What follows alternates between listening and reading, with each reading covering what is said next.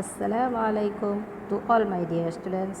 I am Fazila Parekh from M.E. Gangat Memorial Primary School, Umarwada, Standard 8, Subject English.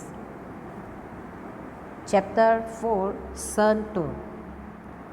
Students, today we learn Activity 5, 6, 7 and 8.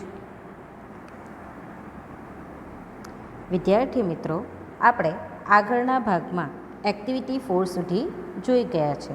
તો આજે આપણે activity 5 શીખવાની છે, બરાબર? તો એક્ટિવિટી 5ના અંદર જુઓ, activity 5A, look at the following columns carefully. The sentences in a describe a village before the use of the solar energy. Sentences in. And B, describe the village after the solar energy plant was started. Read the two columns and fill up the blanks. જુઓ, અહીંયા તમને A અને બીના અંદર બંને કોલમો આપી છે, બરાબર? એના અંદર તમને એવા ગામની વ્યાખ્યા આપી છે જેની અંદર સોલર એનર્જીનો ઉપયોગ કરવામાં આવતો ન હતો. અને બી વિભાગના અંદર શું આપ્યું છે?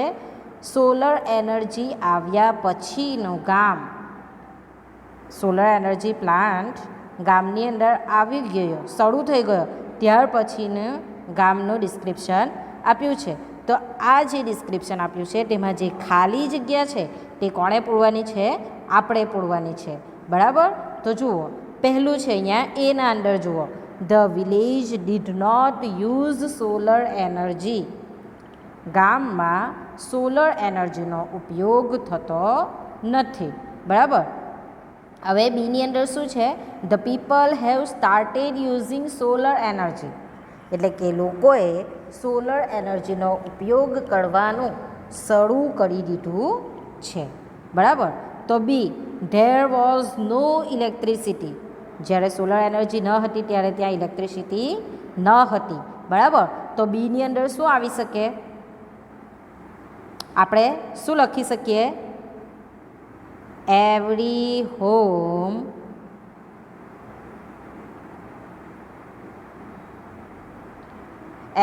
Home has electricity. દરેક ઘરમાં ઇલેક્ટ્રિસિટી આવી ગઈ છે, બરાબર? સોલર એનર્જી આવી એટલે દરેક ઘરમાં ઇલેક્ટ્રિસિટી તો આવવાની જ હતી.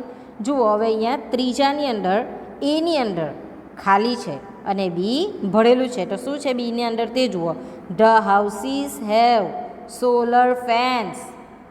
ઘરોમાં સોલરથી ચાલતા પંખાઓ આવી ગયા છે. તો હવે આની અંદર શું આવશે? સોલર વગરનું જ્યારે હતું ત્યારે there were no fans in any house, બરાબર? શું આવશે? There have no fan in any house, બરાબર? જુઓ, અહીંયા હું આટલો આસાનીથી એટલી જગ્યાની અંદર લખી શકતી નથી, તેથી હું બોલી જ દઉં છું અને અધૂરું લખું છું, બરાબર? તો શું આવશે? There were no fans in any house. હવે ચોથું વાક્ય જુઓ, the village streets were dark. ગામડાની સ્ટ્રીટ્સ એટલે કે રસ્તાઓ, બરાબર, શેરીઓ કેવી હતી? ડાર્ક હતી, અંધારી હતી. રાતના સમયે તો અંધારું હોય ને. તો સોલર એનર્જી આવવા પછી કેવી થઈ ગઈ? તો કે ધ વિલેજ સ્ટ્રીટ્સ. તો આપણે આ ચોથામાં શું લખાશે? The village street have lights, એટલે કે ગામડાની શેરીઓમાં લાઇટ્સ આવી ગઈ, બરાબર? તો આ તમારે વાક્ય પૂર્ણ કરી લેવાનું. શું લખવાનું છે? The village streets have lights, બરાબર?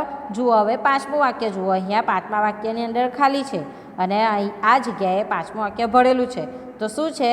There is a television set, એટલે કે સોલર એનર્જી ગામની અંદર પ્રવેશ કરી ત્યાર પછી ત્યાં ટેલિવિઝનના સેટ પણ આવી ગયા. તો જ્યારે સોલર એનર્જી ન હતી ત્યારે શું હતું?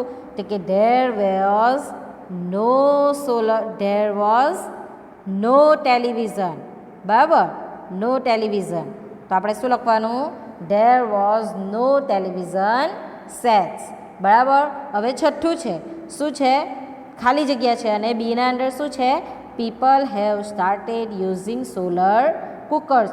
લોકોએ સોલર કુકરનો ઉપયોગ કરવા લાગ્યા. તો છઠ્ઠામાં શું આવશે? જ્યારે સોલર કુકર નહીં હતું ત્યારે લોકો શેનો ઉપયોગ કરતા હતા? લાકડાનો ઉપયોગ કરતા હતા ને, અથવા તો પછી આગનો. બરાબર, તો આપણે શું લખી શકીએ? People used firework for cooking. રાંધવા માટે શેનો ઉપયોગ કરતા હતા? ફાયરવુડનો. હવે સાતમું, the kitchen were full of smoke. જ્યારે સોલર કુકર ન હતું, સોલર એનર્જી ન હતી, ત્યારે શું હતું? કિચનની અંદર ધુમાડા થઈ જતા હતા. ફૂલ ઓફ સ્મોક એટલે કે એકદમ ધુમાડાથી ભરેલું હતું. બરાબર. છઠ્ઠું જુઓ, તો હવે બીના અંદર શું આવશે? ધુમાડો. હવે સોલર એનર્જીનો ઉપયોગ થાય તો પછી ધુમાડાની જરૂર હોય, તો શું આવશે? ધ કિચન્સ આર સ્મોકલેસ નાવ. એટલે કે હવેનું કિચન કેવું છે? ધુમાડા વગરનું થઈ ગયું છે. બરાબર. એક્ટિવિટી 5ની એ વિભાગ આપણો પૂર્ણ થયો. હવે આપણે એક્ટિવિટી 5ની બી વિભાગમાં જઈએ. તો બી વિભાગમાં શું છે? It is Sunday today. Ali's parents have told him to do a few things. તે દિવસ, આજે કયો દિવસ છે? સન્ડે એટલે કે રવિવાર છે. તો અલીના માતા પિતાએ તેને અમુક કામ કરવા કહ્યું. Given below is the list of the things. નીચે આ જે છે આ બધી તે શું છે? લિસ્ટ છે. જે કોણે કરવાની છે? અલીએ કરવાની છે. What Ali has completed is mark. એટલે કે અલીએ જે કામ પૂરું કર્યું છે તેના આગળ કેવી નિશાની છે? ખડાની નિશાની છે. And what he has not is marked. આ રીતનું ખોટું. એટલે કે અલીએ જે કામ નથી કર્યું તેના આગળ કેવી નિશાની છે? ખોટાની નિશાની છે. એટલે કે નોની અંદર જવાબ આવે. અને જે જગ્યાએ ખડાની નિશાની છે તે જગ્યાએ આપણો જવાબ શેની અંદર આવે? યસની અંદર. એટલે કે અલીએ કામ પૂર્ણ કરી લીધું છે. અને ખોટાની નિશાની હોય તો નોમાં જવાબ આવે કે અલીએ કામ પૂર્ણ કર્યું નથી. બરાબર. તો જુઓ, work in pairs and ask questions to each other about Ali and write them. હવે આપણે આ વાક્ય આપ્યા છે તેના આધારે આપણે પ્રશ્ન પૂછવાના છે. બરાબર. તો આ પ્રશ્ન પૂછવા પહેલાં તમને બધાને હેવ અને હેઝ વિશે તમે ભણી ગયા છો. બરાબર. તો આપણે પ્રશ્ન હેવ અને હેઝ વડે પૂછવાના છે, કારણ કે આપણા ચેપ્ટરની અંદર તે આવતું છે. બરાબર. હેવ અને હેઝ શીખવાનું છે. તો તમે બધા ભણી જ ગયા છો આગળના ધોરણમાં.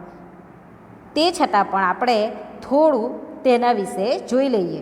સર્વનામ એટલે કે એક વચનના અંદર સર્વનામ કયા કયા હોય તે પહેલાં. અને ટુ હેવ ક્રિયાપદનું વર્તમાન કાળનું રૂપ. તો જુઓ, પહેલો પુરુષ હોય તો પહેલો પુરુષ આઈ સાથે શું લાગશે? હેવ જ લાગે. તેવી રીતના યુ, તો યુ સાથે પણ શું લાગશે? હેવ જ લાગે. ફક્ત ત્રીજો પુરુષ હી, સી, ઇટ. હી એટલે નર જાતિ એટલે કે પુરુષ માટે વપરાય. સી એટલે નારી જાતિ એટલે કે સ્ત્રી માટે વપરાય. અને ઇટ નાન્યતર જાતિ એટલે કે કોઈ પણ નિર્જીવ વસ્તુ, પશુ, પક્ષી તે બધા માટે શું વપરાશે? ઇટનો ઉપયોગ થશે. તો આ ત્રણેયનો જ્યારે ઉપયોગ થયેલો હોય ત્યારે આપણે એક વચનમાં શેનો ઉપયોગ કરીશું? હેઝનો. બરાબર. હેઝનો. તો તેવી જ રીતના સર્વનામ બહુવચન જુઓ. તો આઈનું બહુવચન શું થઈ જશે? બહુવચન કરવા જાય તો વી. એટલે કે આઈ એટલે કે હું મારા પોતાના એકલાની વાત કરું છું. અને વી એટલે કે અમે બધા. તો બહુવચનમાં શેનો ઉપયોગ થશે? વી સાથે હેવનો. બરાબર. જો બહુવચન એક કરતાં વધારે હોય તો આપણે વીનો ઉપયોગ કરવાનો અને તેની સાથે હંમેશા શું આવશે? હેવ જ આવશે. બહુવચન હોય ત્યારે હંમેશા હેવ આવશે. અને એક વચનમાં હી, સી, ઇટનો ઉપયોગ થયેલો હોય તો હંમેશા હેઝ આવશે. એક વચનમાં આઈ અને યુ સાથે શું આવશે? હેવ આવશે. બરાબર. તેવી રીતના યુ એક વચનમાં પણ હેવ આવશે અને બહુવચનમાં પણ હેવ જ આવશે. અને હી, સી, ઇટનું બહુવચન શું થઈ જશે? ધે થશે. શું થશે? ધે. તો ઢે એટલે કે એક કરતાં જ્યારે વધારે વ્યક્તિની વાત કરતા હોય ત્યારે તે શું થઈ જશે? ઢે થઈ જશે. બરાબર? તે છોકરો હોય, છોકરી હોય કે પછી નાન્યતર જાતિ હોય તો તેનું શું થઈ જશે? ઢે થઈ જશે. જો ઢે હોય તો આપણે શેનો ઉપયોગ કરવાનો રહેશે? હેવનો. આ વસ્તુ ખાસ ધ્યાન રાખજો. બરાબર? વાક્યને પ્રશ્નાર્થ વાક્યમાં ફેરવવા માટે હેવ હેઝને વાક્યની શરૂઆતમાં મુકાય છે.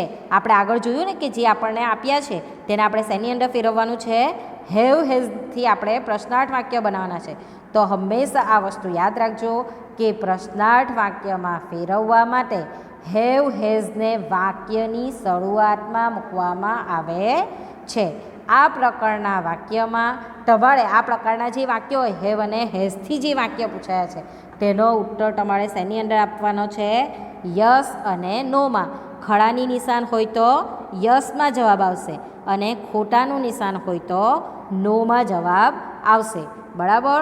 જુઓ અહીંયા આપણે એક્ઝામ્પલ જોઈએ એટલે કે ઉદાહરણ જોઈએ. પહેલું ઉદાહરણ આપ્યું છે વિધાન વાક્ય છે એટલે કે પેલા આપણને જે ડાયરેક્ટ વાક્ય આપ્યા છે ને તે ટાઈપનું કે હી હેઝ અ કાર, તેની પાસે ગાડી છે.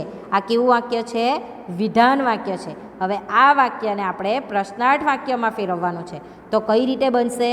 તો જુઓ હેઝ પહેલું આવી જશે. અહીંયા હી છે એટલે હી સાથે હંમેશા શેનો ઉપયોગ થાય? હેઝનો. બરાબર? તો હેઝ હી અ કાર. શું પ્રશ્ન બનશે આપણો?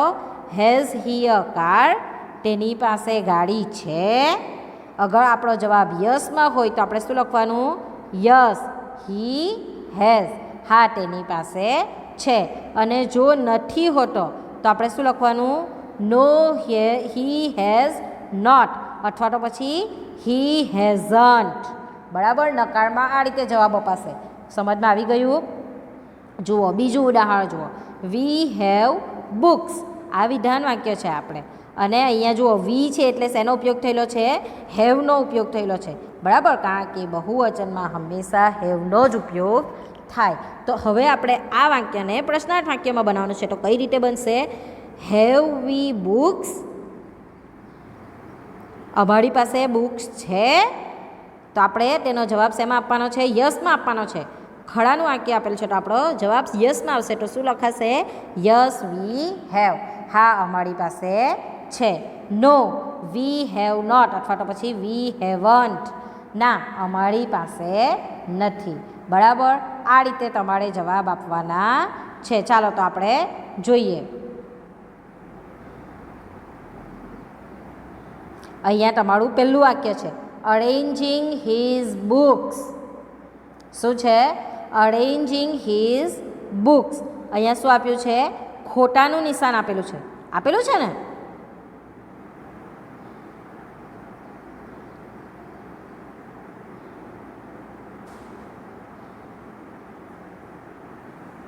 ખોટાનું નિશાન આપેલું છે તો ખોટાનું નિશાન એટલે શું આવશે? આપણો જવાબ નોમાં આવશે. બરાબર? તો જુઓ કઈ રીતે નોમાં જવાબ આવશે આપણે એને ઉદાહરણ તરીકે જોઈએ. પહેલું જુઓ આપણે એને વાક્યને એમાં કઈ રીતે પરિવર્તન કરીશું? તો કે આ રીતે has Ali arrange his books.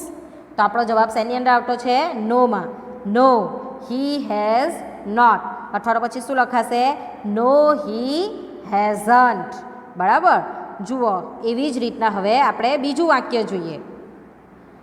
તો બીજા વાક્યમાં શું છે? Cleaning the room. વાક્ય શેમાં છે? નોમાં જવાબ છે. તો આપણો પ્રશ્ન કઈ રીતે બનશે? Has Ali clean the room. અલીએ રૂમ સાફ કર્યો. તો આપણો જવાબ શું આવશે? No he hasn't. બરાબર? આ રીતે આપણે લખવાનું. No he hasn't. પહેલાં શું બનાવવાનું? પ્રશ્નાર્થ બનાવવાનું કે has Ali clean the room. તો આપણો જવાબ નામાં આવતો હોય તો આપણે શું લખવાનું? No he hasn't. હવે ત્રીજું વાક્ય જુઓ. વોટરિંગ ધ પ્લાન્ટ્સ એટલે કે વોટરિંગ ધ પ્લાન્ટ્સને પાણી પીવડાવવું. તો અહીંયા આપણને કયું નિશાન છે? ખરાનું નિશાન છે. એટલે આપણો જવાબ શેમાં આવશે? યસમાં આવશે. તો આપણે પ્રશ્ન કઈ રીતે બનશે આપણો વોટરિંગ ધ પ્લાન્ટ્સનો?